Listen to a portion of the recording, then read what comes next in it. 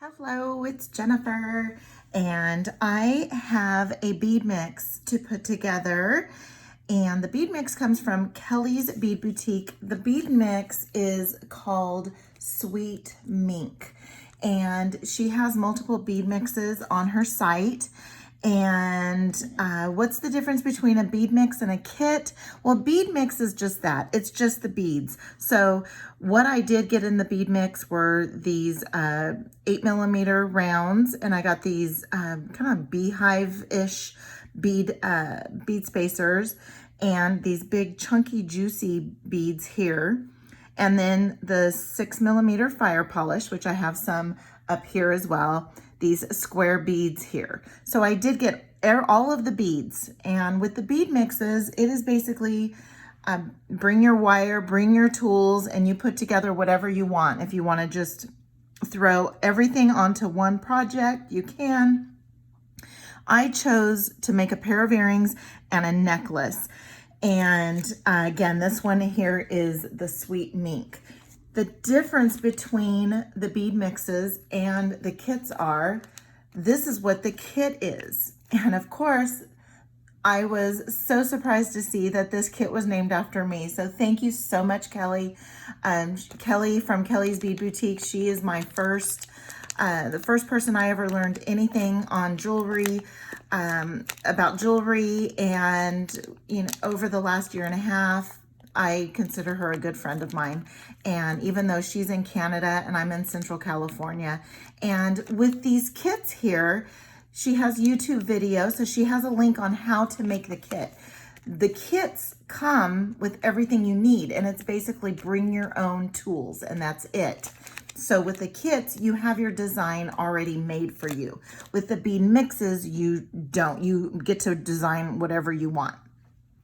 So what I did was, I was completely out of gold findings. I had no head pins, and I wanted the head pins with the balls. So I did get some. Again, this is from Kellie's Bead Boutique. And then I needed some jump rings. And so I have some 4mm jump rings in both 18 gauge and 20 gauge. And then I have some little inky dinky 3mm 21 gauges that I was using. And then I have some ear wires with the ball.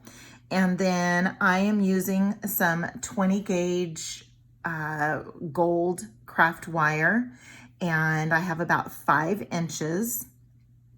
And then I have some other little findings. So I already made one earring, and here is what the earring looks like here.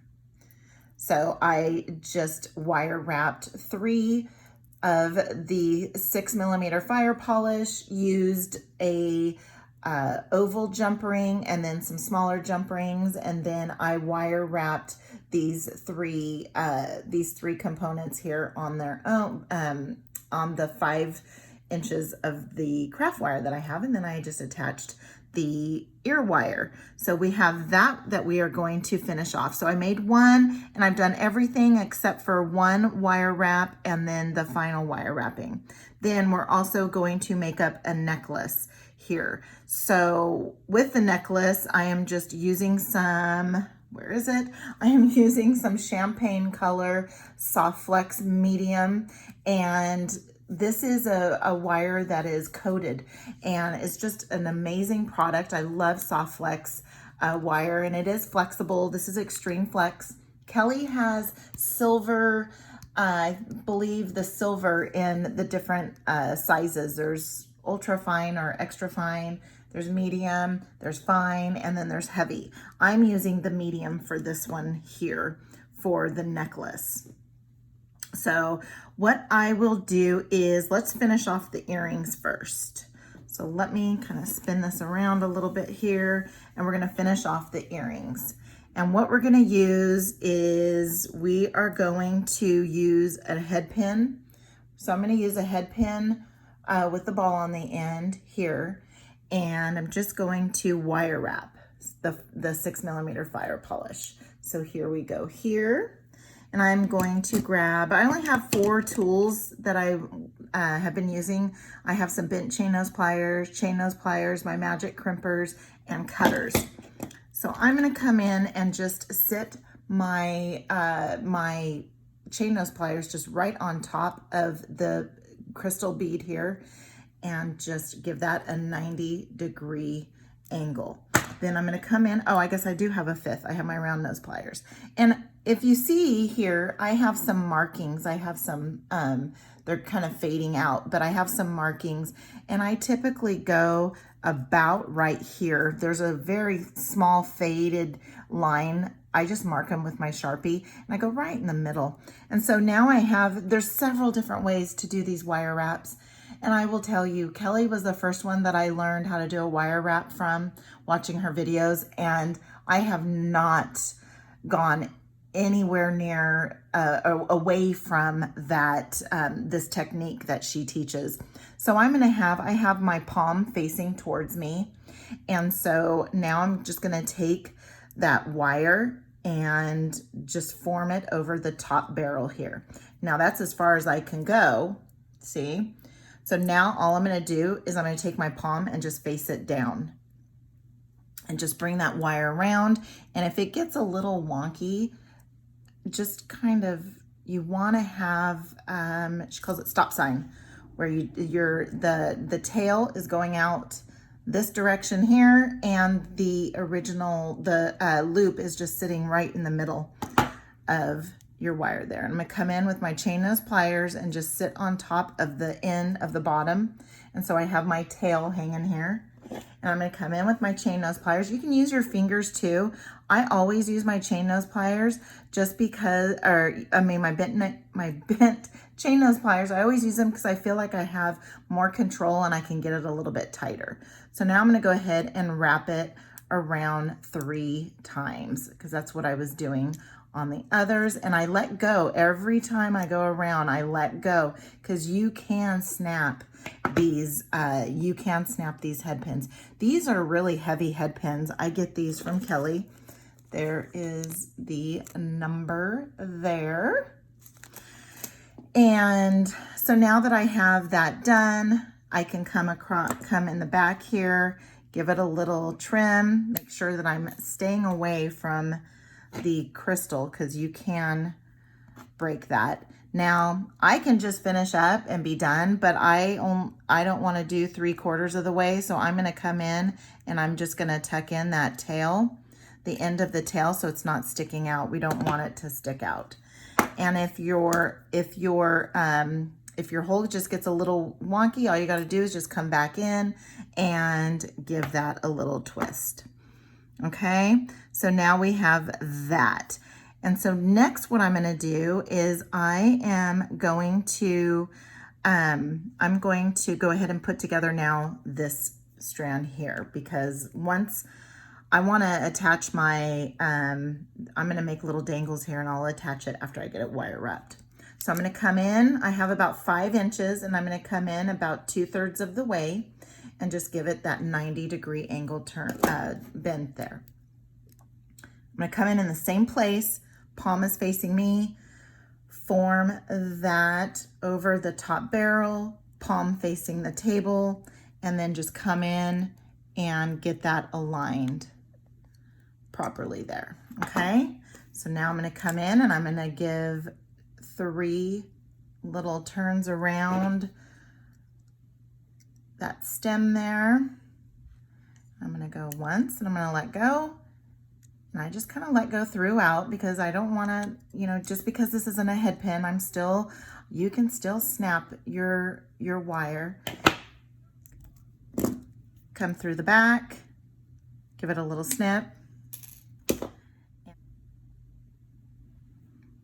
Then I'm going to go ahead and just tuck that in so that it doesn't stab anybody with it. Okay, so there's my front of this, and I want it to be nice and straight. So now what I'm going to do is I'll go ahead and start assembling this. So I'm going to go ahead and grab, and I opened up the small jump rings just so that I could just grab them. And let's get we'll open up the oval jump ring. And I did this one, then this one, because I think there's a little bit of color change in those two. All right, so let's go ahead and get this one on here. You want to close it up nice and tightly. And I always give it a little fingernail test. So then I don't have to, put it down and then figure out what I'm doing. I just go ahead and grab my next jump ring and put her on there. That's the back. So now I want it to mirror. So I am going to go here. Get that on there. These are super tiny jump rings.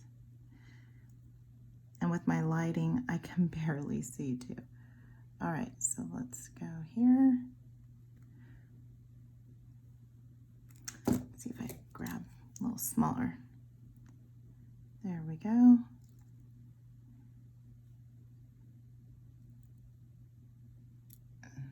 Here we go there. Okay. Let's stick this bad boy on there.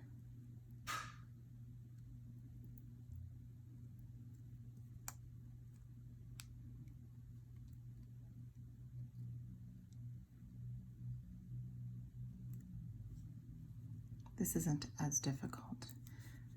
It's just that I'm trying to do it all in one clean sweep here so that I don't have to open up my jump rings. I don't like to open up the jump rings more than once. All right, so now here we go. We got those there. Perfect, perfect, perfect. So now I'm gonna go ahead and just stack on this gorgeous etched bead. The beehive. I call it a beehive. I don't know. That's probably not a technical term, but, and then this little rectangle. Very pretty. And I want to try and keep the front and try and keep it like that. And let's come in, and I have my 90-degree angle bend. Get that in its spot. And as you can see, I have a long tail. And when you have a longer tail, it does give you a little bit more room if you want to go ahead and just use your fingers or your hands to go ahead and make your loop. And so here is how I'd make a loop. I just kind of push it along so that I can guide it and still have some control over where it's going. And then you can feel it kind of tighten up the beads a little bit. They don't spin as much. And then come into the back, give it the little trim. And then you can use your fingers and hold down that little loop to, you see there's just like a little piece sticking out. There's just like a little piece sticking out, and you just want to tuck that in. And it just finishes your piece. Why go through all the effort of doing all this if you're not going to tuck stuff in and finish things off very well? And so then we'll go ahead and attach our air wire. Give it a little pinch. See if your fingernail sticks through there, and it doesn't. So there are the earrings. So there's the pair of earrings. And then we're going to go ahead and spin this around and finish off this necklace. And for this necklace, we are going to I want to marry my Kellie's Bead Boutique product with the SilverSilk product. And I absolutely love SilverSilk. And I pulled out some a small, I actually got 6 feet of the fall capture chain. And so I've already used some of it. And so this is like a remnants of it. And what is the capture chain? It is knitted wire. It's wire knitted around ball chain. And so there's a bright gold ball chain under this. And the knitted wire, it doesn't fray, so you're not going to have any pieces sticking out on you throughout the wire or the chain. And before I start putting on any of the custom end caps, I like to condition them a little bit and just make sure I don't have any stray, I don't have any stray pieces sticking out that I didn't cut right. And so I have that side conditioned very well. And I just spin it and just rub it again in between my fingers. And as you can see here, I've got some excess wire here on the end. So I'm gonna go ahead and just cut that off. Just using my regular cutters, and then just give it another little, make sure there's no little pieces fraying off. And so then I have that all nice and set. The custom findings. These custom findings are end caps with loops, and he has a variety of them. This is what's called a single strand, and he has the double strand and the triple strand for ever how many strands of capture chain, or you can use these on leather as well. And these have little teeth inside them to grasp onto the ball of the ball chain. And if you get your end cap and it's not opened as much as you want, all you need to do is just insert your chain nose pliers and then just open them up a little bit, just a little bit here. I'm going to open them up and just show you. And you can just open this up a little bit here, and so it gives you a little bit more room to insert your capture chain. So we're going to go ahead and do that now with using another tool, which are flat nose pliers. So I have some flat nose pliers that I dipped into Tool Magic. You can also use the nylon pliers, but I just find using the Tool Magic gives it a little bit more grip. It doesn't slip or anything. So what you're gonna do is you're gonna insert your capture chain, and you can insert 1 or 2 of the balls of the ball chain, and then you want to be sure that you don't have the ball chain sitting on the end so that you don't crimp down on your ball chain on the ball part. And so I'm going to just insert 1, and I'm gonna just give it a crimp, a squish, and give it a squish. Also, by using the nylon or using the Tool Magic or nylon jump rings, is that you don't damage the end cap at all. And as you can see, he has his little insignia on there too. And then just give it the little tug test and you got it. Then what I do is I like for my SilverSilk emblem there to show, so then I just stretch this out a little bit and make sure that I can get this in here so that it's going in the same direction. I'm going to go ahead and open this up a little bit more. Probably don't need to, but I just open it up a little bit more here. And I'm not going to demonstrate the nylon jumper pliers just because it doesn't really do well for me. So now I have the ball chain inserted there. Go ahead and give it a little squish, give it a little squish, and give it a little squish, and make sure that you don't have any gap. And if you happen to have a little piece of your knitted wire sticking out, just come in with your cutters and just give it a little trim, trim, trim, trim, trim, trim. By conditioning it though, I don't have any wire sticking out and everything looks like it's all in place. So also too, what I'm using is I'm using these 6mm fire polish as well. So I'm going to go ahead and I already wire wrapped 3 of them. I'm going to go ahead and wire wrap this one here, the 4th one, because I want to wear the earrings along with this this necklace, and so I'm going to create a little bit of a dangle like I did with the earrings. Little cluster dangle at the bottom there. We'll see how it looks. Go ahead and give it a little bit of a wire wrap here. Finish it off. I'm gonna go once, twice, third time around.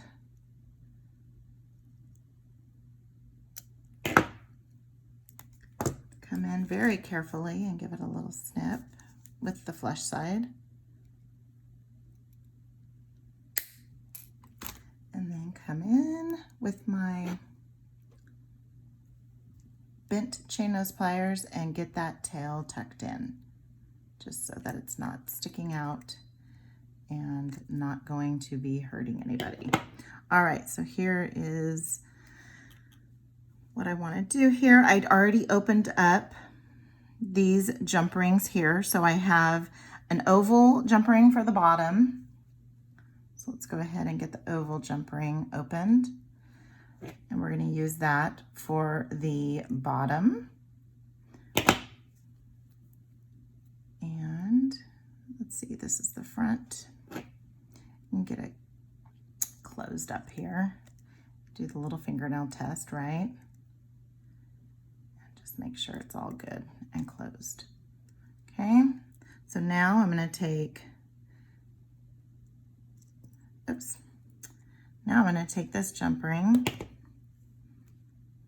What I was trying to avoid with putting down all my tools, I'm going to come in here and go ahead and add this one on this side. And then I'm going to add this one on this side. Get it closed up there. Okay. Come in with this one here. And get this one added. Get it closed up. Make sure it's closed up nice and tight. Okay, then I'm going to come in with my last oval jump ring. And the reason why I'm doing the oval jump ring on this piece, because this is what I'm going to string onto the necklace, and I just want the oval piece because I want the slit to be in the middle rather than at the top. I mean, the jump rings are pretty thick, and I can tighten them up really well, but just for that added security. So let's go ahead and do this, and let's string on the rest of the beads. Have the little beehive spacer here, and these gorgeous, I think she calls them juicy beads. I love them. And I think I'm going to do another necklace using them because I have a whole strand right here. I'm so excited. So a lot of these bead mix pieces you can find within the store as well, but having this in a bead mix kind of puts everything all together for you. You do have to do a little bit of your own design, but it was easy. It was easy for me to just kind of put all the beads together and get them strung up, figure out how I was going to do them, and I love those 6mm fire polish. So now what I'm going to use is I'm going to use a 2x2 crimp tube, and what I'm using to crimp this is called the Magic Crimper. And what it does is, instead of giving that the taco type shape, and then you flatten it out with the other. You crimp on one side and get the taco shape, and then you come in and then close it all up, and so you have your shape, and it's basically kind of a fold that's folded over. This one here actually gives you like a bead type shape. And I want to try and have my loops there about the same size. If someone is noticing that they're not the same size, they're a little too close to you. So I'm going to go ahead and come in and see there's only one well in these Magic Crimpers, as opposed to these here, where you have the piece to give you the taco shape and then the other to fold the rest of it down. This one just has one well, and you come in and give it your squeeze. Then you just turn it, you just kind of rotate until you have no, until it doesn't really crimp. You can tell that there's no tension, there's no, it's not, you're not crimping anything. And so you're forming what is like a bead. See if you can see it. Then you go ahead and come on in and give that a little trim. You want to get as close as you can to that crimp tube. And now you have, we have the guts of the necklace. So now what I want to do is I want to attach my SilverSilk to this, and I'm going to go ahead and I'm going to use the oval jump rings. And I'm going to come in and attach my SilverSilk, and then come in and attach my bead string here. And I want to close this up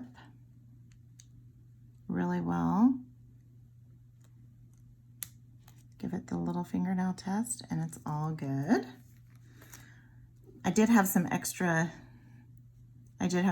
jump rings here. I had a closed one just in case I was going to use a lobster clasp because I wasn't sure. When I dug into my findings, my SilverSilk findings here, I only had one set of the bright gold in this single strand. So that's why no lobster clasp, and we made this just a nice long necklace. Very pretty, and goes right along with our earrings. And we'll get this closed off. And we are done. So what I did here was I took some Kellie's Bead Boutique, married it with some SilverSilk, and we have ourselves a gorgeous necklace and a beautiful pair of matching earrings. There we go there. Oh, and I have this mug from Softflex Customer Appreciation Week. There's Kellie there, and there's SilverSilk. So here I brought those two together. So if you haven't done so already, go ahead and head on over to Kellie's Bead Boutique and check out her bead mixes that she has. I think she has a handful of them up on her website. I will include a link in the description. And if you haven't done so already, hit the like on this video. Be sure to comment. I do read all the comments. And if you haven't done so already, also subscribe. So I really want to thank you for watching, and we will see you next time.